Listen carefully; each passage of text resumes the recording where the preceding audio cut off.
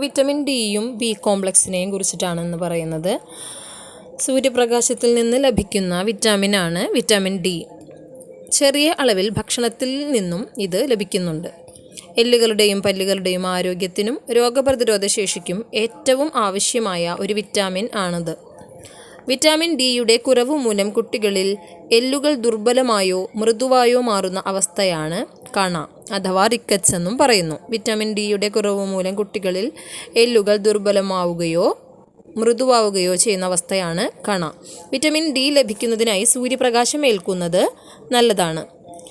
നമ്മുടെ ശാരീരിക പ്രവർത്തനങ്ങൾക്ക് വളരെ അത്യാവശ്യം വേണ്ട ഒരു കൂട്ടം വിറ്റാമിനുകളാണ് ബി കോംപ്ലക്സ്. 8 തരം ബി വിറ്റാമിനുകളുടെ കൂട്ടമാണിത്. ആരോഗ്യം നിലനിർത്തുന്നതിൽ വിറ്റാമിൻ ബി കോംപ്ലക്സ് നിർണായക പങ്ക് വഹിക്കുന്നു. കോശത്തിൻ്റെ ആരോഗ്യം, ചുവന്ന രക്താണുക്കളുടെ വളർച്ച, കാഴ്ചശക്തി, നാഡീപ്രവർത്തനം, ഹൃദയസംബന്ധമായ ആരോഗ്യം എന്നിവയ്ക്കെല്ലാം ബി കോംപ്ലക്സ് ആവശ്യമാണ്.